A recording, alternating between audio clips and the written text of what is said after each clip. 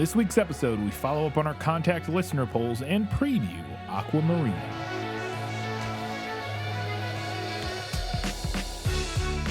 Hello and welcome back to another prequel episode of This Film Is Lit, the podcast where we talk about movies that are based on books.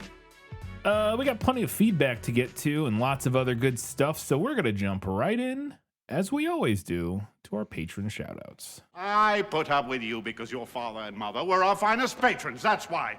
No new patrons this week, but we do have our Academy Award-winning patrons, and they are Amanda, Nicole Goebel, Harpo Rat, Justice for Kevins, Matilde, Cottonwood Steve, Ben Wilcox, Teresa Schwartz, Ian from Wine Country, Kelly Napier, Gratch, Just Gratch, Shelby's listening from the back rooms, and That Darn Skag. Thank you all very much for your continuing support.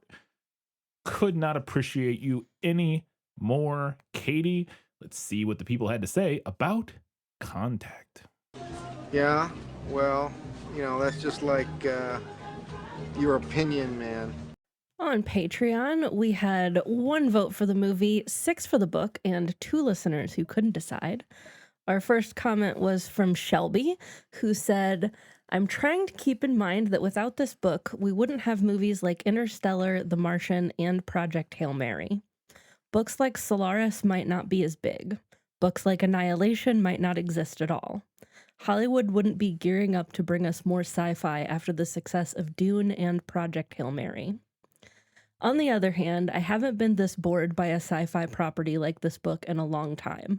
I understand what we're doing, but you also haven't gotten me to care like these other properties. I think this is what people experienced while watching Star Trek: The Motion Picture. That's not to say there aren't good passages in the book. Brian read them. Maybe the story would have worked better for me as a vignette from part of something larger, like in 2001. So stopping right there, and I'll probably refrain or echo this a lot, but I don't disagree with that. As I mentioned in the review, that it was not my favorite book to read. I didn't find it a compelling page turner in the way that I kind of hoped maybe I guess I would, but I also didn't dislike it quite as much as it sounds like Shelby did. I might be somewhere in between that and liking it. Because I think overall I liked the book, but like I said, it is not great throughout, in my opinion. I also didn't care for the both sides approach to religion versus science in the book and the movie. Maybe in another decade I would have had the patience for it, but not in this one. I in the movie I agree. Obviously, in the book I think it does a pretty interesting job of marrying the two in a way that, again, I wasn't expecting, having not only ever read Carl Sagan's nonfiction stuff. I had only, and this is his only fiction, but only being familiar with Carl Sagan vaguely through Cosmos and then through hearing him quoted and reading. I thought it was 2 different books, but I remembered that is the title, the subtitle and the title of that book. It's called like A Demon Haunted World, Science as a Candle in the Dark, I think is like the subtitle. And for some reason in my brain, I had that as 2 separate books, but it's one. But I've also read his other big book. Oh my God, now I'm blanking on it again. Anyways, continue. Intellectually, I understand the reasoning behind the trope of aliens presenting themselves as people so humans can comprehend them. But I have yet to find an instance where I've liked it. Pale Blue Dot. That's the other one. Pale Blue Dot. Sorry. Okay. The movie's more condensed, which I appreciated, less waffling around. It has some good moments, too. I liked baby Ellie trying to reach her dad on the CB radio, and the 2 launch sequences were fun. I was going to give it to the movie because it's shorter, but Brian's convinced me. Yes. It's a draw. If you liked one, you'll probably like the other. Yeah, I think I agree with that, generally speaking.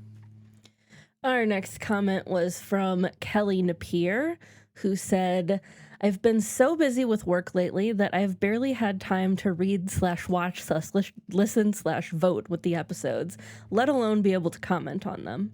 I guess that's what happens when you work in TV and the World Cup is in your backyard. Yeah.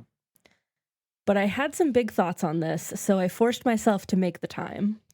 Somehow I missed this movie when it first came out.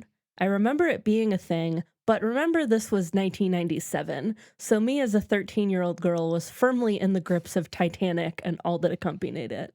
That is fair. Mm-hmm. So I was excited to get to something I really should have seen decades ago. I ended up really, really enjoying this book. Unlike Shelby, the discussions around science and religion really hit me, and I remember at one point I was listening to the audiobook while on my daily walk and literally stopped in my tracks in reaction to what I was hearing. I immediately texted my best friend and my mom that they had to read this book. It's so rare these days that we get thoughtful, balanced discussions regarding religion, and it was a breath of fresh air to have some in this property. Discussions that left me feeling like my beliefs weren't right or wrong, but valid because they were mine. And others are valid only because they're theirs. No winners, no sides. Just what works for you is what works for you because it works for you. And I appreciated that. I will say, I think, and I can appreciate that, and I think there's a little bit of that in the book. I do think that is not how I would characterize Carl Sagan's views on beliefs or religion or anything like that. I think he would be a little bit more, I don't know how to word it. I think he would come down a little bit more on the, no, actually, like, your beliefs there are right and wrong beliefs, and in something, maybe not specifically with regards to like very, very big questions about like deistic gods and stuff like that. I think he has a little bit more sympathy for kind of nebulous deistic theological beliefs than maybe I would have expected, given what I had known about him previously. But I don't know if I would necessarily characterize... I'm not saying it's a wrong way to read the book, because I definitely think that's elements of that are in there. And I definitely think his point is to be sympathetic to people's beliefs and why they have the beliefs they do and where that comes from.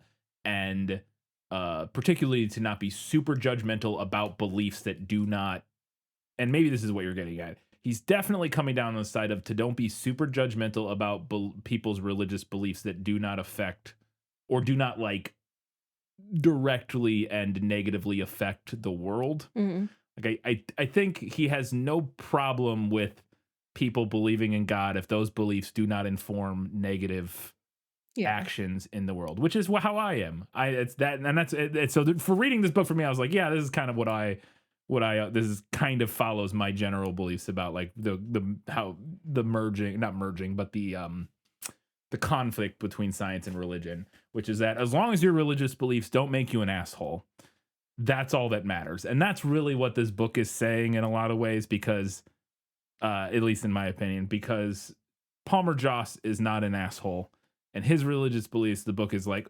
okay, like whatever. Rankin is a gigantic piece of shit, and the book is very judgmental of his religious beliefs and outright characterizes them as incorrect at times. So again, I think it's a subtle difference. I also think it's compelling and interesting that I'm pretty sure, I could be wrong, but I believe before Kelly has said that you are religious, or Kelly has said that she's religious. Sounds like, I think. And Shelby is not religious, I'm fairly certain. And so I do think that obviously flavors your, because again, I was kind of surprised how charitable the book was to religion in a way that I was not really expecting. I still largely think it comes down, I largely it comes down on the side of science and rationality and skepticism, because that's just who Carl Sagan was. But just again, one that is maybe a little more sympathetic and to people whose religious beliefs are not hurting anybody. The spot where the book lost me was the amount of characters they had. I found myself getting confused over who was who and how they fit into the story, especially since I was listening to it and not reading it. So I appreciated that the movie cut out or combined some of the characters to streamline it better. Yeah, there are a lot of characters in the book, which I think is an intent, is a choice to make it reflect reality, that were you dealing with a situation like this, there would be a lot of people involved. You know, it wouldn't be like 8 people in the president's office. Like it would be, there would be huge consortiums of scientists from around the world. Like, so I think that's the point. But that being said, it does make it a little bit difficult to keep track of who all is doing what and what's going on. The romance between Ellie and Joss in the movie felt so forced. I agree with everyone who said Foster and McConaughey had no chemistry because everything after their initial one-night stand gave me secondhand embarrassment to watch. I don't disagree with that. This is a woman who built her life singularly around science and the search for what could be out there. She isn't going to give a shit about how she looks and trying to impress a man at a gala. See, I slightly disagree with that. At least as presented in the movie, for sure, that Ellie. But I think even Book's version of Ellie, she's also petty. And she doesn't disvalue relationships, especially in the book. She talks about... She has struggled with the relationships and connecting with people her whole life. That is what the entire thing that the book is about. But she very much... It's not she enjoys being in relationships with people. There's that passage about being in love that I read about her relationship with Dahir, and she also can be petty and can want to like she gets into very intense arguments and debates with Palmer Joss and wants to win arguments against him about stuff because she finds his certain brand of religion kind of annoying, but also, again, much more permissible or acceptable or able to be engaged with than other religious people. But she still does, I don't know. I found her being like, I need a really great dress to make him jealous. Not even so much as because I need his approval or want him or whatever, but it's just because they've kind of had this nonstop. And again, it's different in the movie, the way their relationship is presented, but they've had this kind of nonstop flirty, weird repartee. And it's more of like, I'm going to show him what he's missing out on. It's a revenge dress. It's a revenge dress, even though she is the one who ended the relationship. I don't know. I think it actually tracks for her character, but I get what you're saying. I mean, I get that. I don't have a single ex that I wouldn't revenge dress, even though I ended the relationship. Exactly. Yeah, she wants to because I'm good. petty like that. She's a little petty in a way that I think is endearing. And yeah, because I guess that's how I would characterize it differently. Rereading your line, she isn't going to give a shit about how she looks trying to impress a man at a gala. She's not trying to impress him. She's trying to rub it in his face. That is the difference. I can get on board with that. Yeah. I ended up voting for the book mostly due to the discourse I spoke about earlier in my comments, but also because the movie just didn't do it for me. It's hard for me to pin it down with specific examples, but I just felt like the movie rushed things I wanted to spend more time with and spent too much time on things I didn't feel fit what I knew about our main character after reading the book. Yeah, I can agree with that. Our next comment is from Johnny Diamond, who said, although Contact was an impactful movie for me when it came out, it's been nearly 2 decades since I last watched it, and I only realized I'd never read the book until you announced your coverage. I'm glad I finally closed that gap because it reframed my view of the movie considerably. I was both a devout Catholic and an avid science nerd when Contact first came out, and it appealed to both sides of me. There's a lot of those. Yeah. 97 was right as I started college, and while it took a few years to realize it, Contact and Carl Sagan, more broadly, were critical to me outgrowing my faith in my early 20s. I'm fairly confident Sagan intended that effect with his writing. Yes. But rewatching the movie now, I'm not so sure the director shared that intent. 100%. Yes. The movie strips so much nuance and philosophy from Sagan's work and reduces it to an overly simplistic, we need both faith and science. While Sagan wasn't actively antagonistic towards people of faith, he saved most of that antagonism for those who wield faith more as a cudgel. Yes. His writing offers an answer to the search for meaning that Contact wrestles with, one I find far more compelling than the movie's pat answer. Mm-hmm. Sagan showed immense compassion and understanding for the human drive for answers and how that drive leads people to faith and its reassuring fables. Yeah. At the same time, he never seemed to argue that science alone could fill the role that religion claims for itself. No, absolutely. That's why I completely agree with that. He's not a like, oh, well, all you need, I don't know, just like read Darwin and then you'll be fine, like that. Yeah. He understands, again, the whole point of the book is the need for numinous, the need for that searching for that meaning in life, and that it's not like for some people, I think you can kind of just, scientific answers for the universe. That's like all I need, and that's fine. I think there are people like that. I'm kind of like that.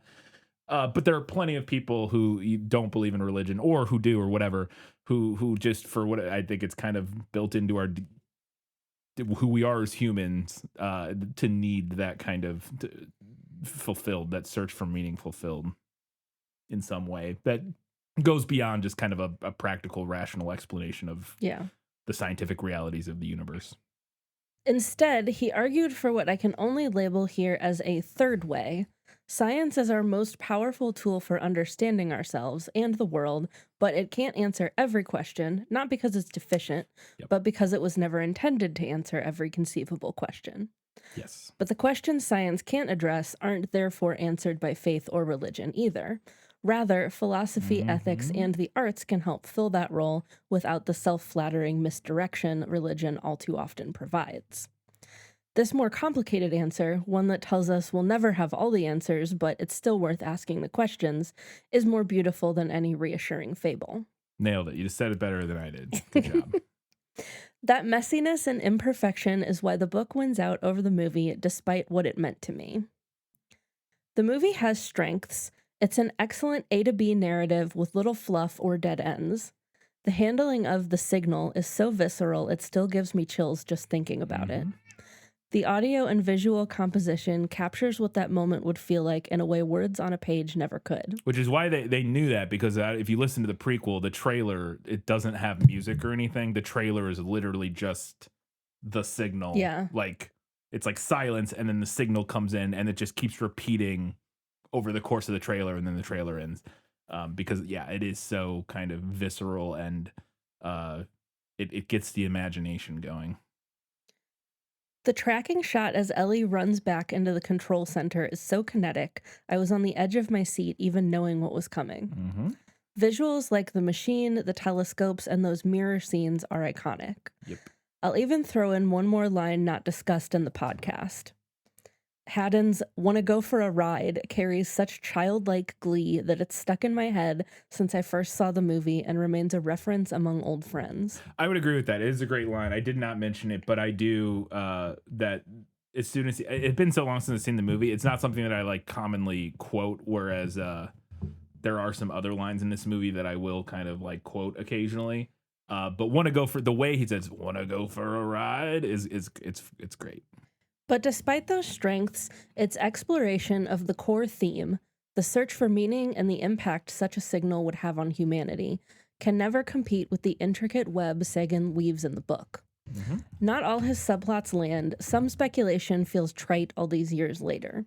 But the book is so much more human precisely because it explores all that messiness and fluff that would bloat a movie. That not everything pays off neatly is part of the point. There's a richness here the movie can never reach. Lastly, as Brian said, Sagan can write some bangers. It's a fascinating how he's both at times a very like mediocre writer in the book in terms of like kind of pacing and like describing some of his like the way he writes some like descriptions of events and stuff like that is not my favorite, but when pontificating about love or science or like the inevitable desire humans have for meaning in life, it's when he's at his best, and he really dials in for those moments. No writer is great at everything. That's true, yes.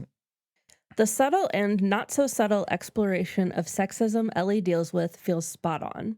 Her complicated romantic and family relationships are beautifully messy in a real way.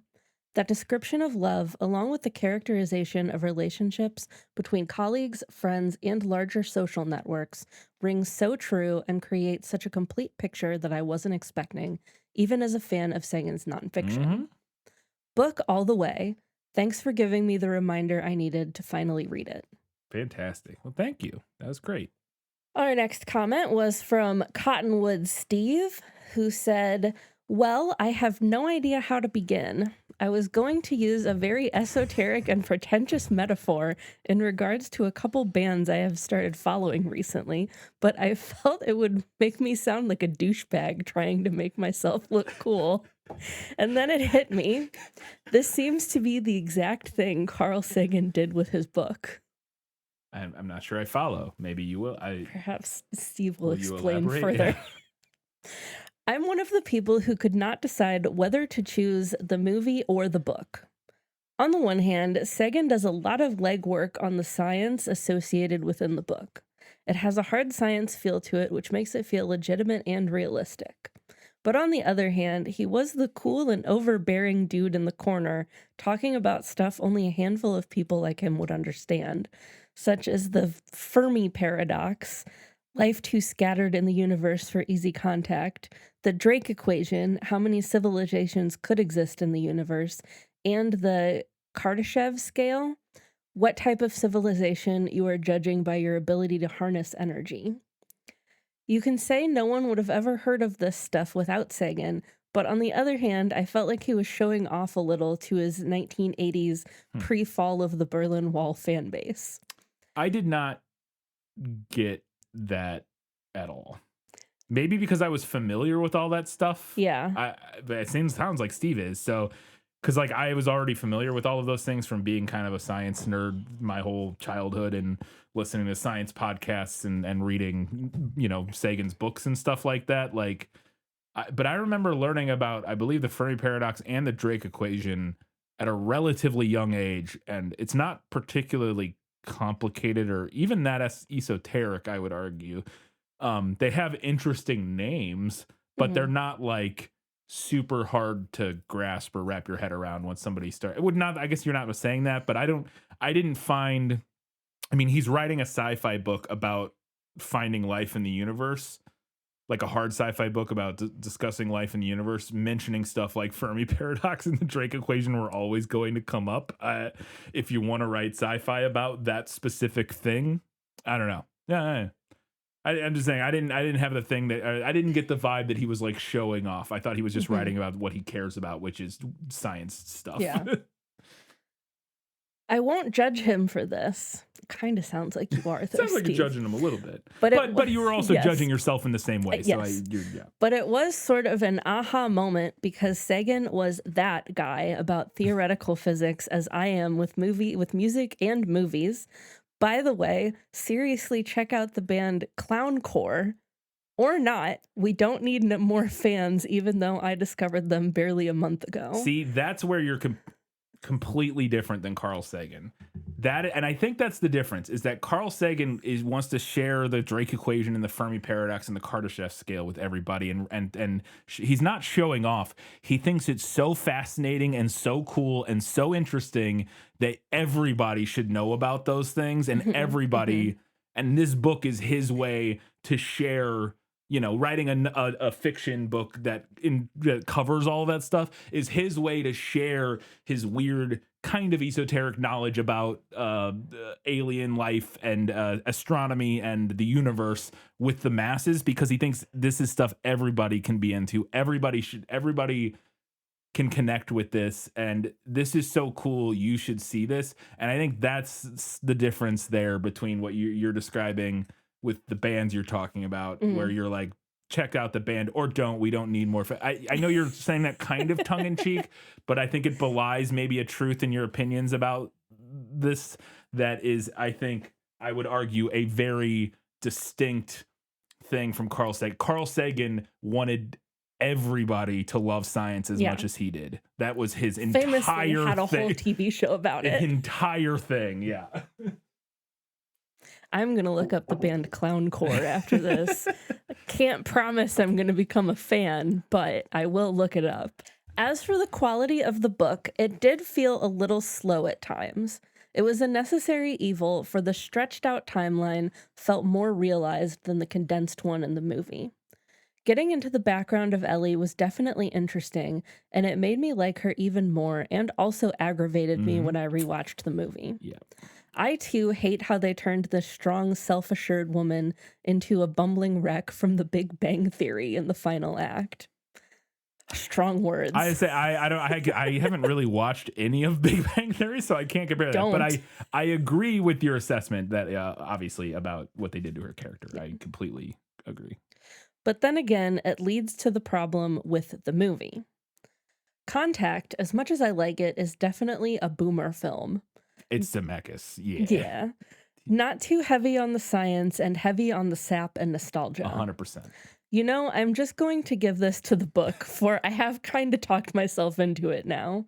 It reminds me too much of Forrest Gump and Apollo 13, perfectly inoffensive cheese from that era that is once again making a comeback with the likes of Disclosure Day and Project Hail Mary.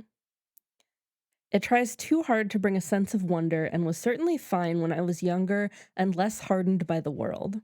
I feel like Contact the movie just didn't say much, which is fine for some people, but certainly not me. Mainly because I'm pretentious. I mean, I don't even disagree. I don't disagree that it didn't say much. That it ends up saying almost very little because Zemeckis' desire to kind of not... I don't know Zemeckis' religious beliefs, or I say Zemeckis, also the scriptwriters, whoever, all the people, you know, the studio production behind, everybody involved in creating the film as we saw it.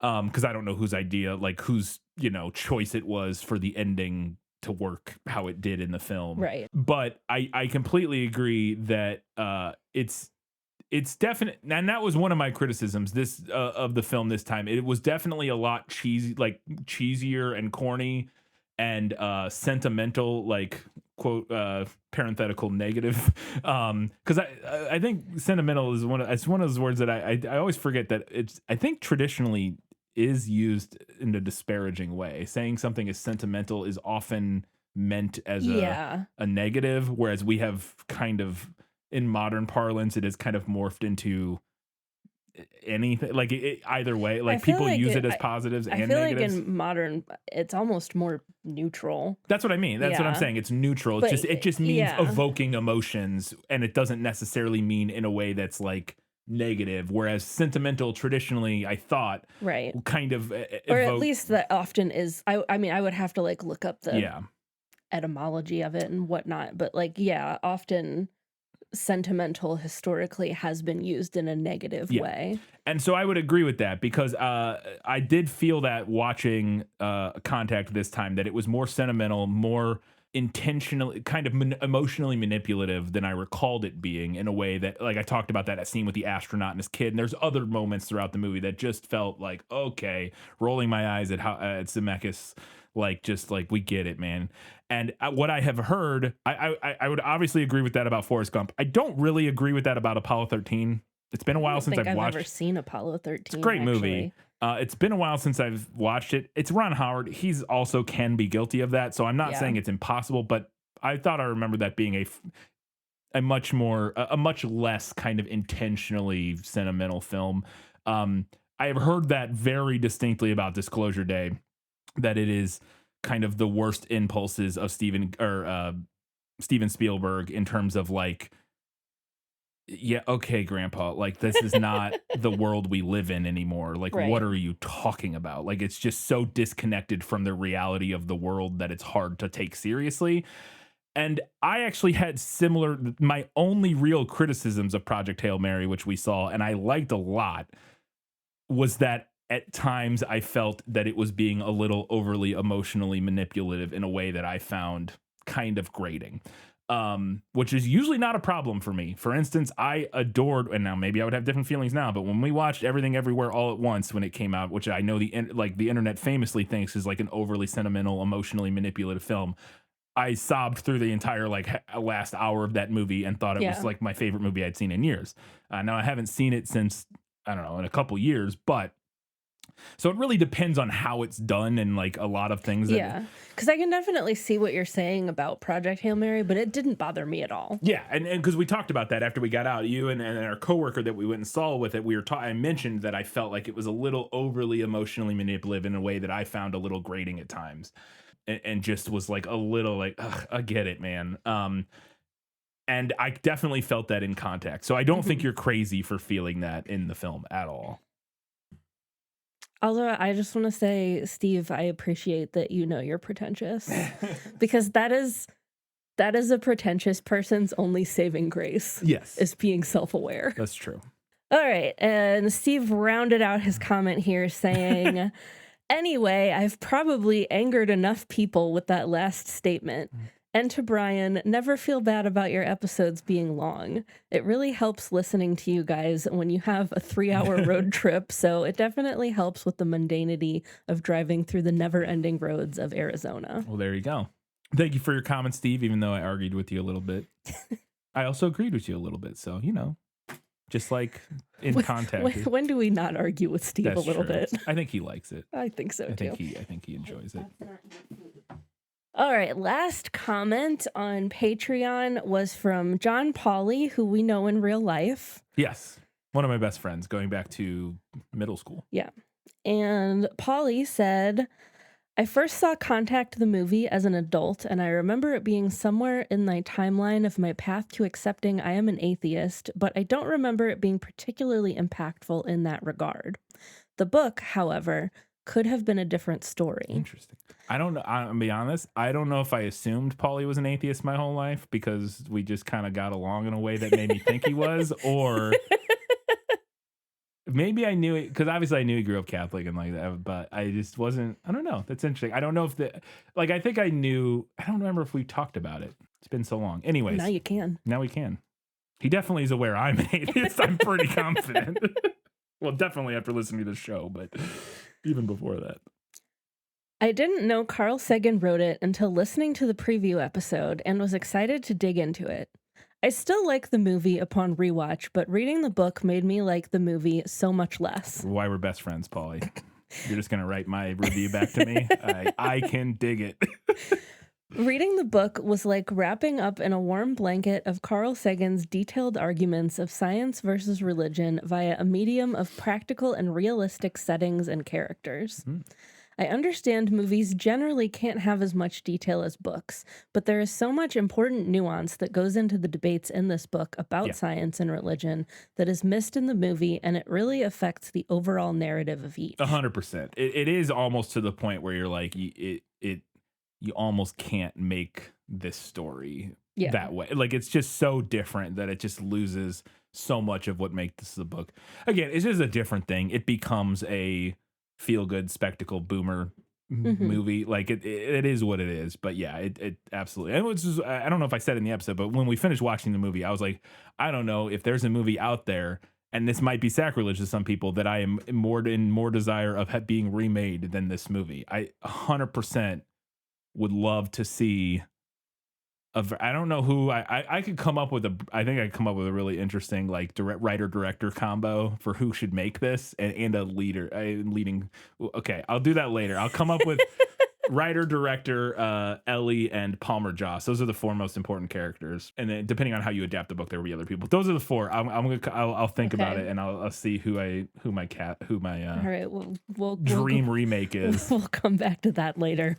The movie does such a disservice to Ellie in a number of ways, particularly in her knowledge of religion, where the book has her being well-versed in scripture and knowledgeable in many of the world's religions, able to quote many of their teachings and arguments against faith, and later in the book, she travels the world discussing religious philosophy with other science and religious leaders of various cultures, weighing the implications of the existence of aliens against what those religions and cultures believe. She also has to go through the trials of the end of the story completely alone, both traveling through the machine and answering to the public about it in the movie, whereas in the book, there's 4 other people that experience it with her and are notably representatives of different cultures, religions, sex, and age. It's true. The movie seems to put the onus of proving science on one individual's personal experience and does not allow her to provide evidence, ultimately making the statement of the movie to be, whether you trust in science or religion, it's all just equal faith. And that is very much not the statement of the book. Okay, I'm glad I wasn't alone in interpreting that the ending kind of says that of the film, because I was like, I don't know why. I want to hope I'm not being uncharitable here, but that's kind of what it feels like. I'm pretty sure the first time I saw the movie, I did think it possible she was hallucinated the entire part of the machine. So I am glad at least they put the 18 hours of static scene in the movie. So there was at least evidence to the audience that what she experienced was real.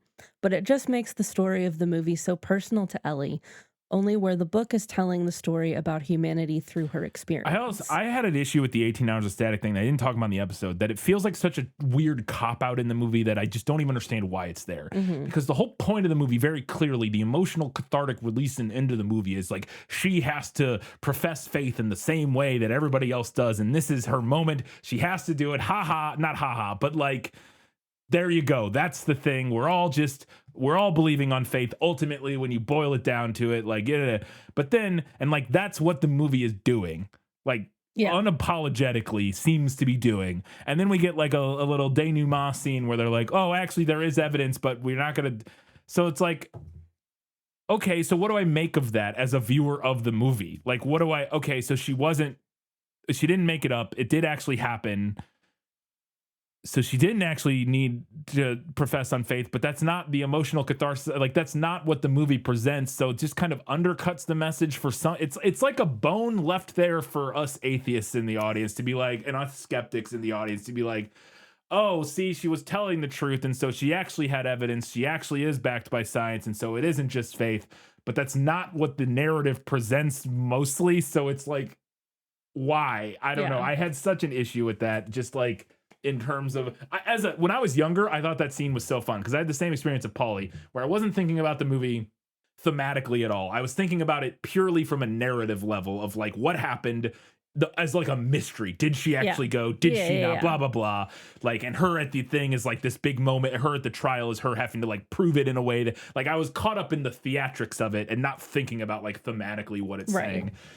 And so like when that reveal of there was 18 hours of static, I was like, ooh, wow. She, it felt like as a 12-year-old, I was like, ooh, she was right. Haha. But it doesn't work with the thematic core of what the film is. I hate it. One thing I did love about the movie was the relationship of Ellie with Palmer Joss. It makes perfect sense, and the DeHare character was just annoying in the book. I liked him and I liked their. I don't think he goes on to touch about it. I like their weird, messy relationship where just kind of she's deeply in love with him, and we get some of the most profound writing about love I have literally ever read is about her relationship with this guy who just kind of ghosts her and they never talk again eventually. Like, that's just the end of their relationship, just peters out, and it doesn't matter. And I actually find that really compelling. Like, I think that's really kind of it references a very true experience of humanity, which is you can hold such deep and true emotional feelings for someone, and that still doesn't necessarily mean that they're like your soulmate who you're going to be with forever. And I think that is kind of beautiful in a sad way. I don't know. Yeah. So I like it, but Ellie and Joss were great parallels in the story. As in the book, they are portrayed as intellectual equals, with Ellie being a scientist able to quote Bible verses, and Joss being a preacher able to discuss the astronomical significance of the star Vega.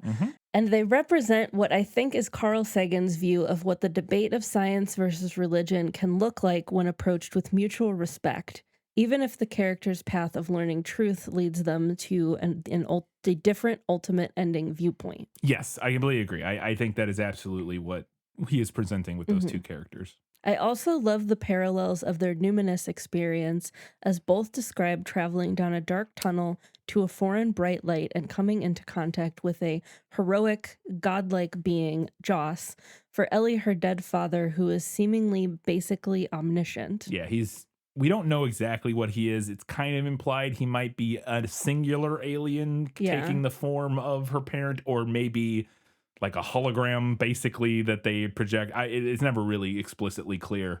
I can't remember actually if they say that or not in the book.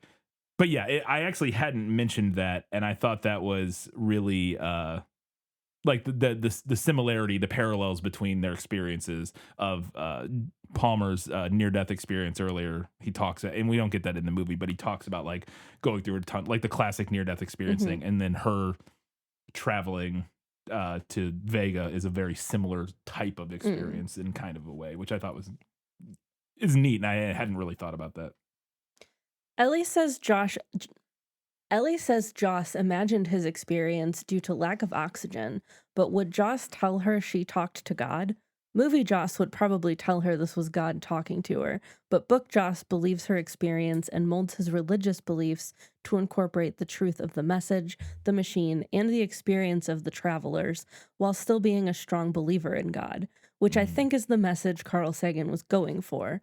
That at least if you believe in God, you can still accept scientific truths. Yes, that big speech I read in the episode about how he said, like, my God is bigger than that. Like, my God has room for all of the stuff you're talking about, because my God is not this simple kind of constrained by the very narrow view that traditional Christianity has of God. Yeah. I would have loved if the movie had included the pendulum scene where Ellie challenges Rank and Joss's faith by saying she would confidently stand behind the large pendulum, having faith in the science that states it can't swing past where it started, versus them having faith God would stop the pendulum from hitting them if they stepped forward. As it was a fun scene. It was fun. I was kind of annoyed in the book that I almost mentioned that in the episode. I was kind of annoyed with that scene in the book. I was unsure how to interpret that scene in the book, because they actually eventually do that. She mentions it to Joss and Rankin in the book, like when they're having their religious debate. And then later when she's just talking with Joss, when they go to the National Air and Science Museum or whatever it was, they actually go to this big pendulum and they do it, and with just her and him. But she flinches and like chickens out, and he like calls her on it. And I wasn't exactly sure what to make of that scene. Yeah. I was like, okay, so she kind of, but I don't know. Yeah. But it was, I thought it was an interesting scene. While the main theme of the movie was faith in science versus faith in religion, the main theme of the book is arguably how communication and cooperation between humanity, regardless of race, religion, gender, age, and nationality, can propel the human race further in the search for truth in the universe and scientific advancement, which I found much more profound and interesting. Absolutely. And that is 100%. Carl was all about like, hey guys, we could stop being assholes to each other and work together, and this world could be pretty cool. Yeah. And everybody was like, fuck you, kill him. This is also why I wonder if this book was very influential to Andy Weir, as this was a main theme in Project Hail Mary as well. It is, yeah. No, and I would imagine that, yes, this is, and I think it has similar flaws to, the movie has similar flaws to Project Hail Mary, in that being a little bit cheeseball at times, but I like both, so. I'm glad you picked up the line in the book, and it's true, the book was better than the movie. Picked up the line. It's just written. It's not like it's subtly woven in there. It's just like right at the beginning of a chapter. It's like the book was better than the movie. Forgot to also say, I did not fully understand the meaning behind the end of the book with Ellie's real dad being John Stanton. The book states, quote, "The imposter had turned out to be the real thing." Is this supposed to be a metaphor for finding a sign of the artist's signature in the number pi? Like, life does have a creator father, but it's not necessarily God the Father. I don't understand the significance or implication. So, yeah, I didn't actually talk about that, and that is interesting. And I also wasn't entirely sure what to make of that. And it was not like my favorite thing in the book, because so I think your interpretation is pretty good. I also think it's kind of meant to be a reminder that the way we feel about things aren't necessarily indicative of the truth. I think it's kind of a reminder to be like epistemically humble. Ellie knows who her father is the whole book. It is Ted. It is the guy we see in the movie. And then it is revealed to her at the end, a surprise, he was not actually your biological father. This other guy who you hated was. The issue I have with it is that John Staunton being her biological father doesn't change the fact that he was a shithead who she shouldn't. Everything we have been told about him in the book, he was kind of a sexist shithead, and that she shouldn't have respected him and cared about him, like, or valued a relationship with him based on what we're told in the book. Maybe it's meant to have us question her perception and characterization of him. Maybe it's meant to make us go, okay, so the version of him that you've learned about in this book is filtered through her perception of him as viewing him as not her dad. Right. But actually but again, as what we're told about him in the book is that he basically is like a sexist piece of shit to her when she's a kid, and like, well, why do you care about science? You should marry and blah blah. Like, just and he's not given any redeeming moments really, other than the note he gives her way late in life when her mom has a stroke or whatever, and he sends her the letter about like kind of chastising her for abandoning her mom and not like keeping up with her, and because her mom was like very hurt by that. In that moment, you're like, oh, okay, that seems all very reasonable.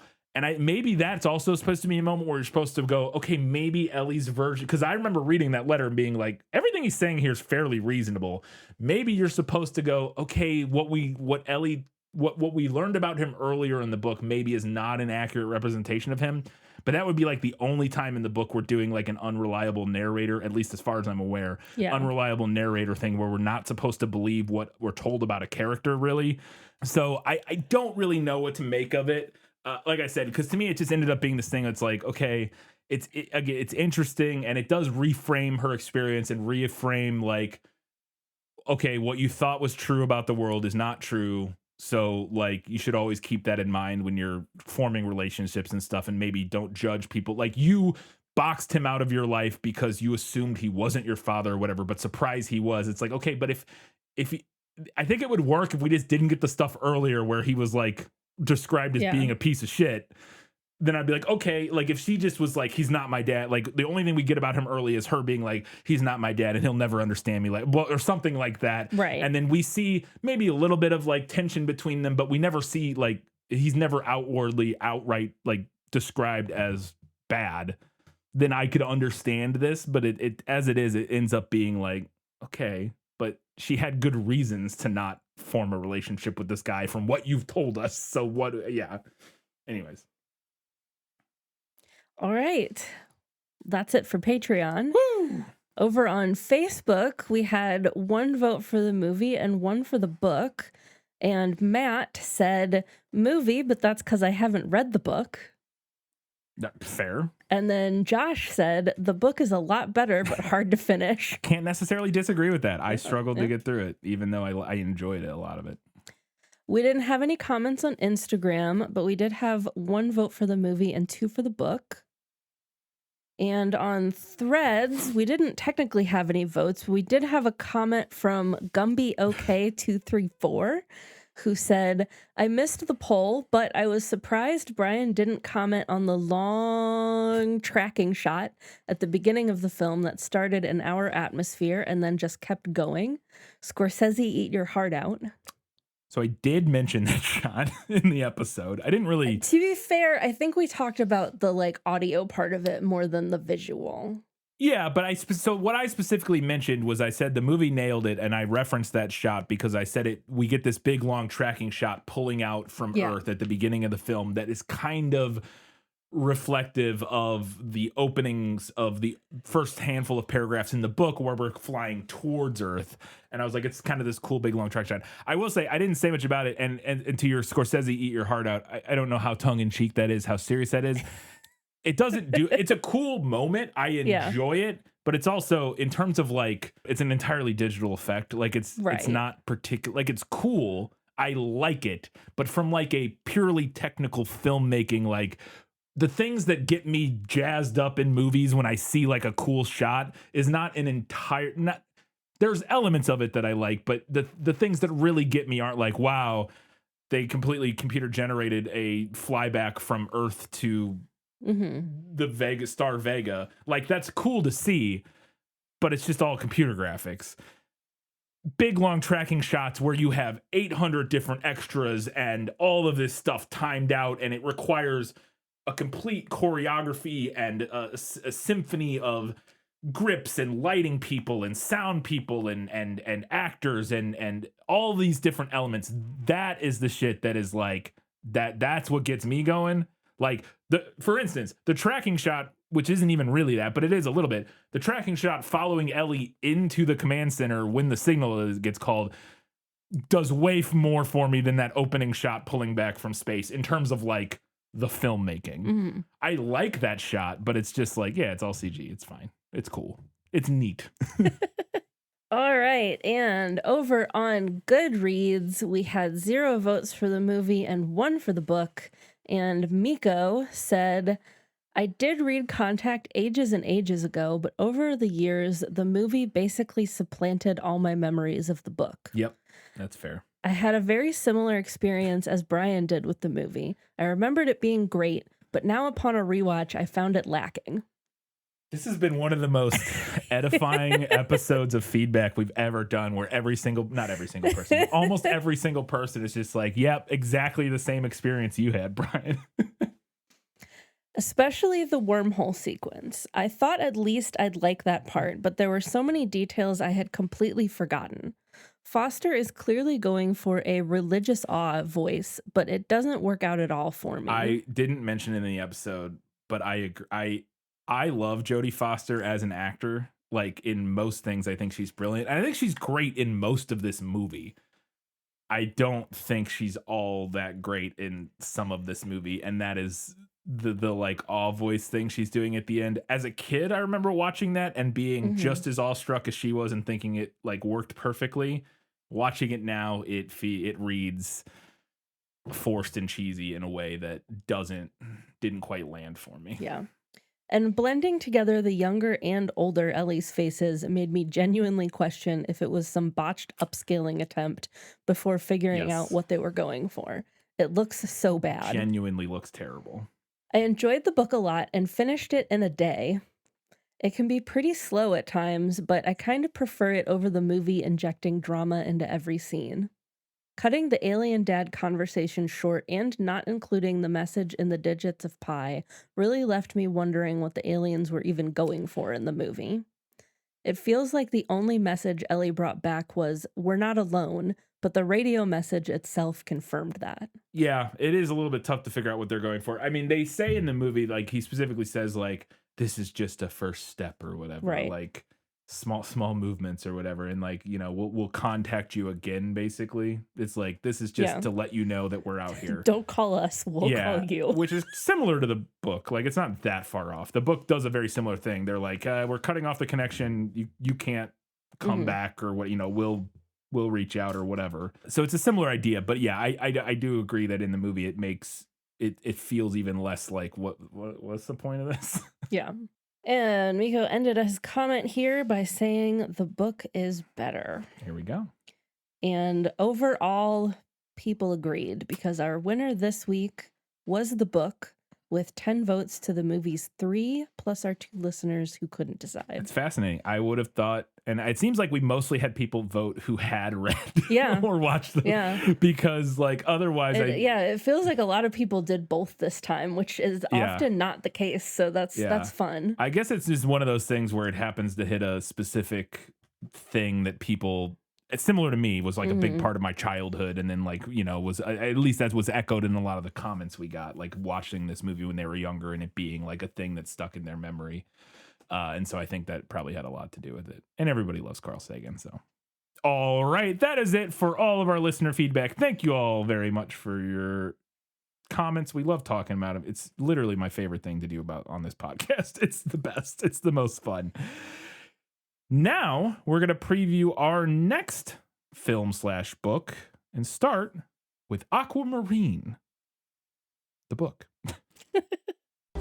Do you realize we've got 5 days to talk your mom out of moving halfway around the world? I haven't kissed Raymond yet, so I'm not going anywhere. Hi, Raymond. Incoming. Cecilia's back from camp. Did you order a sandwich? For 2 best friends who needed a miracle. I'm sorry, sweetheart, but we're still moving.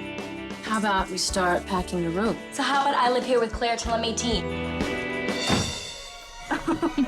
Something magical Half the ocean washed up in there last night. is about to happen.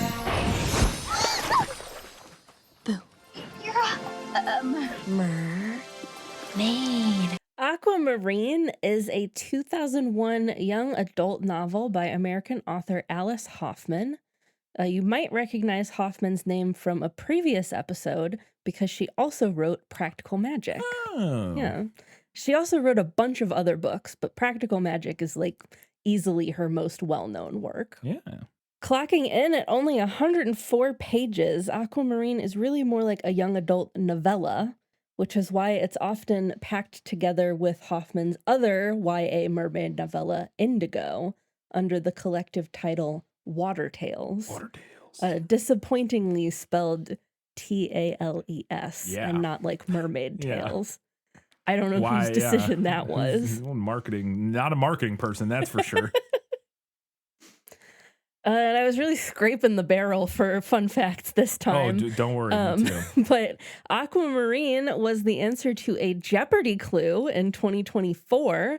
The question was, Alice Hoffman, born March 16th, 1952, wrote a novel about a mermaid called this, also the name of her watery blue birthstone. Gives you a little bit of help there. Yeah. For people who don't know this random book.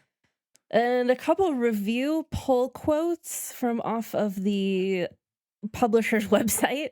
Of the novel, the New York Times Book Review wrote, quote, "This spare, haunting novella is the lovely introduction to the author's storytelling genius and matter-of-fact lyrical style." Haunting? I understand that the book and the movie are quite different. I don't even know anything about the movie, but just I literally, the poster is the only thing I've seen in the movie. Yes. And looking at the poster, Would not the word describe it haunting as would be nowhere haunting. involved. Yeah. I understand that they are quite different. And then from Publishers Weekly, quote, "Hoffman creates an apt metaphor for that twilight time between childhood and adolescence when magic still seems possible and friendships run deep and true." All right. Interesting. Let's go ahead now and learn a little bit more about Aquamarine, the film. How did you get in here? I use these. I have to find love. We don't have it where I'm from. The only way I can get out of my wedding is if I can prove to my dad that love exists. I only get 3 days. I want love. With him. Raymond. Raymond's way too popular. If you help a mermaid, you get a wish. Can we wish that you don't have to move? Yes! We begin where every girl starts with her first crush. We call him. Hello? That was fantastic! Let's do it again. Who are you? Aquamarine. That's kind of pretty for a crayon. Aquamarine is a 2006 film directed by Elizabeth Ann Rosenbaum, known for Purple Hearts, and then mainly other television. Ginny and Georgia, I think, was a television show. 2 episodes of Dead to Me, which we've watched. Yeah. She did like an episode of Gossip Girl, an Nice. episode of The Vampire Diaries, and Nice. lots of other random episodes of television in the 2010s. This is like the main movie credit that she has. It was written by John Quintance, known for writing some episodes of Workaholics, Hot Pursuit, Bad Judge, Whitney, the Whitney Cummings like sitcom, I think, and then the Will and Grace reboot wrote like 10 episodes of that, Okay. I believe. And Jessica Bendinger, who wrote Bring It On, Nice. Under the Sun, an episode of Sex and the City, First Daughter, and Okay. Stick It, which was the gymnastics take on Bring It On. Right. It's like the gymnastics version of, at least that's what it seems like. Kinda. This is what the poster looks like, and it literally says on the top of the poster, from the writer of Bring It On. Right. Yeah.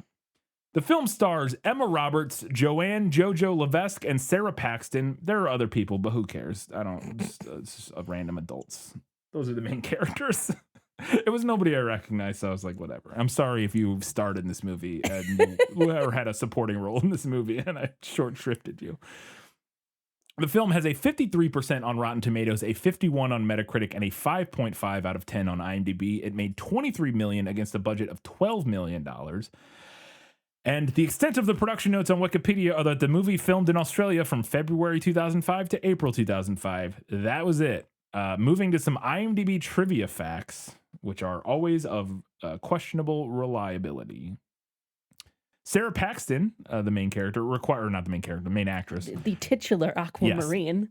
Supposedly required 2.5 hours of hair and makeup for her hair and makeup, and then supposedly another 2.5 hours to put on her tail, which seems long to me. I'm not saying that's wrong. I would have to see the tail, I guess, but I mean, it looks pretty big, but even I if don't it's know. big, I would have to see, because the 2.5 hours to put it on depending on how it works and how it's blended, I don't know any of that. But that seems like a crazy long time for a single piece that just goes over her legs and is then like glued down to her stomach. Maybe it wasn't a single piece. Maybe not. That's what I said. When we see the movie, maybe it'll make more sense.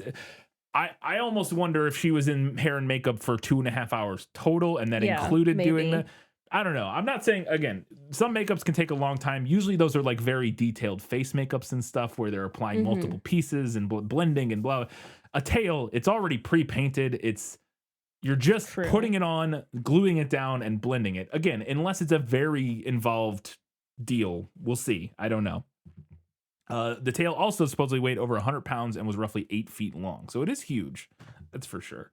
Sarah Paxton was originally cast as Cecilia, the villain of the story, but insisted that she auditioned for Aquamarine as she had a lifelong dream of playing a mermaid. Lifelong dream achieved. Yeah. You'll love to hear it. There's a scene in the film where the girls are browsing a magazine and they come across a print interview with JoJo, because she's obviously was a musician, musical artist. I don't know. I say musician. She sings. I don't know if she like plays. She was like a pop star. Yeah. Supposedly Jessica Simpson was considered for the role of Aquamarine and offered it, but ultimately wasn't cast as she was determined to be too old for the role, which would make sense because she was like in her. She was like a grown ass adult at this point. Yeah. And then also supposedly Brie Larson was considered for the role of Cecilia Banks, but was not cast. So getting to some reviews, Michael Rechtschaffen. There it is. Michael Rechtschaffen of The Hollywood Reporter called Aquamarine a bright and breezy tween fantasy romantic comedy that coasts along on its charming performances and the light comedic touch of its first-time feature director, Elizabeth Allen. Variety's Joe Layden praised the film, saying, quote, "The high-concept premise has been fleshed out with inventive wit, unsticky warmth, and more than a little wackiness. The result is an unusually likable, family-friendly comedy that could appeal far beyond its target audience." Other critics praised the film's themes and message, giving the film a B-. Chris Kaltenbach for the Baltimore Sun said, quote, "I like how Aquamarine exhibits a welcome empathy for adolescent girls and an understanding of how they interact, while teaching the difference between what is important, friendship, self-confidence, and altruism, and what seems important, puppy love, trendiness, and running with the pack," end quote. Describing Aquamarine as engendering, quote, "a vision of cherished sisterhood," Callie Algram for Insider wrote that the film is a rom-com insofar as it tells a boy meets girl story, but the deeper, more honest love between its young female leads is the film's true emotional core, end quote. Writing for the Boston Globe, Wesley Morris said that Aquamarine is unique because of it's a rare movie that fiercely respects the altruistic loyalty that bonds girls to one another, end quote. Ruth Stein for the San Francisco Chronicle found while the film, quote, "has a sweetness and innocence that makes it near perfect entertainment for its target audience, Aquamarine, I can't say that word. Holy cow. We're going to have trouble. Aquamarine, I'm just not going to say it in the episode. I'm just going to say the fish lady. Aquamarine avoids seeming coy and doesn't flinch from taking on serious issues that illustrate that life isn't all fluff even for the young. Giving it 3 out of 5 stars, Roger Moore, not that one, writing for the Orlando Sentinel, said, quote, "Aquamarine really is just an adorable movie, and along the way, life lessons about love, friendship, adjusting to bad news, and overcoming grief are passed along in a not that obvious fashion." And giving it 3 out of 4 stars, Todd Hertz of Christianity Today wrote, quote, "The movie scores a major victory in reaching its audience and the all too important message that they are fine just the way they are," end quote. Couple negative reviews though, because we got to round that out, because the film has like a 55% on Rotten Tomatoes. So with somebody on Wikipedia who's a fan of this movie cultivated almost entirely positive reviews of this and then threw in a couple negative ones at the end. Other critics were less positive. Carrie Rickey of the Philadelphia Inquirer wrote, quote, "Like its title character, Allen's choppy and inconsistent film has 2 speeds, ditzy or sentimental and never gathers momentum, end quote. There's sentiment. There it is. As a negative, nailed it. Reviewing Aquamarine for the BBC, Stella Papa Michael rated the film, incredible name, Papa Michael, rated the film 2 out of 5 stars, saying, quote, the worthy message about the value of friendship central to Alice Hoffman's novel is drowned out by a sappy magazine-style portrait of girlhood that's all lip gloss and giggles, end quote. So there you go. A couple counterfactuals to all of the glowing praise it received in all their other reviews. As always, you can do us a favor by heading over to Facebook, Threads, Blue Sky, Instagram, Goodreads, any of those places. Interact with us. We'd love to hear what you have to say about all the stuff we talk about. You can also help us out by heading over to Apple Podcasts, Spotify, or wherever you listen to our show. Drop us a 5-star rating, write us a nice little review. It helps us out quite a bit. Finally, you can support us at patreon.com/thisfilmislit, where every month we put out a bonus episode. We literally just yesterday put out our bonus episode for June, which was an Audible. It was supposed to be Tombstone, but at the last second I said, no, I want to watch a different movie. It's my birthday. You can't tell me I can't. And we watched and talked about Nirvana, the Band of the Show, the movie, which just came out on streaming. So if you haven't seen it or heard about it, highly recommend it. Go check it out. Very funny movie. You can rent it on like Amazon and other places. Very, very funny movie. But if you want to hear us talk about that, $5 a month over at patreon.com/thisfilmislit. Katie, where can people watch Aquamarine? Well, as always, you can check with your local library. I think there's a pretty good shot they'll have a DVD copy of this. Very well. Good. Yeah. Or if you still have a local video rental store, you can check with them.